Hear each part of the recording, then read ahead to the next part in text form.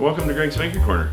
In this video, I'm going to be talking about the Headamame headphone kit. One of the reasons that I decided to go with this kit is because I enjoy doing DIY. I had heard about these a while ago, but then I saw them again when they were featured on as one of the raffle prizes on the 3D Printing Nerds holiday charity stream. So I went ahead and decided to pick them up, and I'm really glad I did. And stay tuned, and I'm going to be covering the kit, components, the 3D printed parts that you'll need, as well as how these headphones sound. Let's go ahead and take a look at the kit. And I've opened the box to the kit that it came in, and this is kind of nice. There's a link for a build video, for a serial number request form, which is kind of cool. Just like if you're building a Voron, you can request your own serial number once you're done. There's some information about if you run into problems. We've got a nice little sticker here. We've got the 110 millimeter ear pads. There's also the headband strap in here. Those seem to be pretty good quality. I went for the 50 millimeter version. There are 40 millimeter versions, the smaller ones. This is pretty cool. So these are like the actual speakers themselves that go inside the ear pads. This is the microphone. This is optional. You don't have to get the microphone, but since I'm going to be using this on my gaming PC, I thought that'd be a good idea. And here is the cords. These are going to be what connects to each of the speakers and then ultimately to your PC. And of course you get some screws and fasteners. And this cord connects your microphone and your speakers together, I believe. And now we'll go ahead and get this build started. One of the first things you're going to need to do, and the first thing I did after ordering, was starting to print my parts. And you can see here I've got a red. This is a PETG from Greengate. This red is the Billy Rubin's Cherry Pie PETG. I think it's a really nice shade of red. And the black I chose is a black Greengate PETG. And both of these have a little bit of a gloss to them, which I really like. You are going to need to use print settings. Pretty much every part other than the part for the cones are going to be 100% infill. So these parts here are 100% infill. But the cones and these parts are going to be 11% infill. Now if you're running Prusa Slicer, Orca Slicer, Super Slicer, or Cura, you're going to be able to import a 3MF file that has all the settings predefined. And that makes things a lot easier. Otherwise, just follow the documentation and adjust your slicer settings. One thing that you'll notice is that there's a large piece here. Because of this larger piece, you're going to need a larger bed. Unfortunately, if you have like a Prusa Mini or a Bamboo A1 Mini, it's not going to fit. You are going to need a larger bed, as I'm showing here. This is on the Lulzbot Sidekick. It fits fine there. And you can see this VZ-Bot is what I used to print the headphones on, and it worked great. This is about a 320 millimeter or so build area. Now, if you don't want to use a PETG, you can also use something like an ABS or ASA. These parts are labeled, which I really like. You can see just the headphone here has Headamame on it. But some of these other parts, like this one, has the L for left and the R for right. Depending on the filament you use, it's going to be easier to see. Like in this red, it's a little bit harder to see what the text is. But that's kind of nice, so when you go to assemble it, you know exactly what the parts are. Some of these parts had some supports that had to be printed, which I wasn't too crazy about. But I was able to use tree supports, and the tree supports came off really easy. Some of the other standard supports did not, but I do believe the supports are tuned a little bit better if you use the 3MF file and import the settings there. I'm going to start with these pieces. I'm going to start with the right one labeled here. It's got two of these holes. Mine does because I'm also using the headphones. First thing you're going to need to do is take your 4-wired XLR wire here and then poke it through. If this is a little tight, just get a file like this and clean it out. Sometimes, especially if you had supports in it, it might be a little hard to insert. So just go ahead and do that and then insert your piece through here. I'm going to do it where the flat part of this is on the bottom. And then I'm just going to come in here, and I should be able to just push it in. Yeah, so that went in pretty good. Now you're going to take one of your XLR clips, and then you're just going to insert it in here to help lock that in. After you insert that in, where it's nice and straight, then you just push it down on your table, and it should pop right in. And it ain't going anywhere after that. And then just repeat the same process for the left side. Make sure the flat side here is on the bottom. There we go. All right. It should look something like that once you push it in. And make sure this is all the way in before you do that. Here we go. And we're going to insert this in. And then once we feel it just kind of holding there, I'm going to go ahead and set it down on the table and push it in. And just double check that everything's nice and flush. For the microphone, I'm going to go ahead and push this in on the right piece. Push it in from this side. I'm just going to take my piece and slowly push it in there. I don't believe orientation matters all that much, but I'll just do it this way. So that looks good. That's nice and flush. For this next part, I'm going to get my driver out, and I'm going to make sure I have all the left side pieces. So make sure you've got the L for this piece here, and you've also got an L, which is hard to see on this red, but there's an L right there. If you do not have the right parts, you are going to end up having to redo it, so it's easy to get those mixed up. This part here, which is the top, just has the Headamame symbol on it. This part is also just the Headamame. Any part with that, it doesn't matter which side you use because they're the same. So in order to do this step, you're going to make sure that this curve here on your driver matches up with this outline. And then once you kind of confirm that, line up the holes and just take 2 of these screws and then insert them in. There's 1, and then there's 2. Next up, take your left cone, which has got the L on it. So I've got the 2 screws that I just put in. I'm going to line them up to the cone, and then I'm just going to go ahead and push those in like that. And then I can flip it over. After I flip it over, now all I have to do is simply connect the red wire and the black wire. This is an important step, and I know he kind of left that out in the original assembly video. And then just go ahead and tuck those wires over like that. Next up, you're going to need these pieces, and you're going to need these rubber bumpers with a screw. And then you're just going to insert in here and give her a good twist. Try to keep it nice and straight. Now, there is a tool you can print out and use, but I found that this was pretty easy. I didn't have any problems just using my fingers to twist it. And then just go ahead and get that all the way flush there like that. And repeat that for both of these.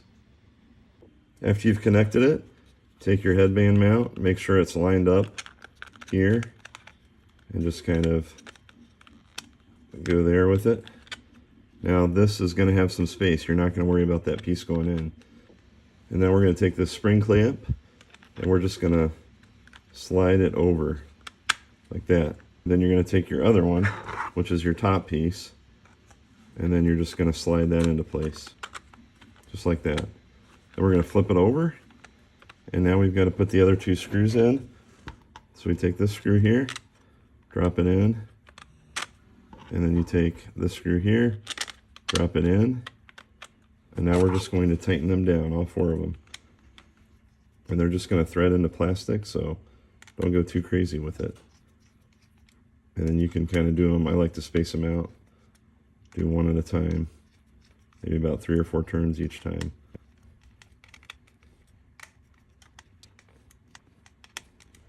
After you get those screws in, they should be nice and flush. And then this is what it looks like. You are going to have a little bit of a gap. That's normal. You're supposed to have that. And now we're going to repeat for the right side. Once again, I've got my driver in, and I've got it oriented where it's just like this line here with the speaker profile. Now I'm going to put these in the bottom 2. I've got that piece in there, the screws in. Now I'm going to go ahead and connect. So red and black are in, and then green and black. And let's just double check everything. And looking at it up close, you can see the red and the black are connected properly, and the green and the black are connected properly. And after you've confirmed that, just go ahead and drop your headphone piece in. And at this point, we're just going to slide this piece back on, or this piece on here, the headphone clip. And then slide this other piece here. Can really only go in one way. And I'll flip it over. And I'm going to go ahead and finish these 4 screws up. And I'm just going to do the same process where I tighten them up one at a time. And just double check everything looks like this. And then it's nice and, these screws are nice and flush. And now the cones are done. And here we have the left cone and the right cone. You can see how the headsets are positioned and the jacks. Now that those are done, we can take our ear pads here. And these are pretty easy. You're just going to slip them over. This part right here, you're going to insert. As you rotate it, it should go all the way in. There we go. About what it looks like once you get it on. Everything should be in there. These do not have a direction. Seam you can put on the bottom. I don't think it really matters, but I'm going to go ahead and do that. And then I'll just repeat for the other one.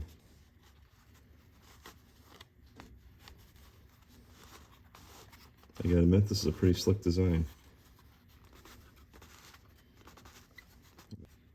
Alright, these are starting to look like headphones. Alright, I did end up running into an issue with these pieces. When I originally printed them, I had printed them like this, which is how they came in the file, which had a lot of support in there and was causing the material to kind of bind up. So rather than print them like this, which is weaker anyway for how we're going to install them, I went ahead and I remixed these slightly, where I just took the taper off of the bottom and then I printed it like this. So I think this is going to be a much better part in terms of just fitting on, and you won't really be able to see it. So I was able to fit that in with no problem. So go ahead and insert that in there, and you want to try to line the holes up. Same thing with these. These were recommended to be printed like this, but I just went ahead and printed them this way because the screws, when I was putting the screw in, it was splitting the PET-G. But if you print them in this orientation, they're going to be much stronger. So that's a pretty easy fix. It may not look quite as nice, but you're not even going to see it anyway because it's going to be on the inside here. So I'm going to go ahead and assemble this. First thing I'm going to do is get my screw started. Now, this does require an M15 driver. I know some of the screws might be Phillips, but mine was M15. After experimenting with this, I think I'm going to go as recommended in the top holes, and I'm going to have the leather band come out the bottom, which is how he does it in his build video. You can flip it the other way, but when I did that, I found that it just went along this top. I didn't really see much benefit to doing that. So I'm going to go ahead and insert this in here, in the leather holes, and then I'm going to line this up with the top holes here. And once I've got that lined up, I'm just going to sink it in. And then you don't want to strip these, so be careful how tight you put them. All right, I think I've got those in pretty good. Yeah, it's not moving around.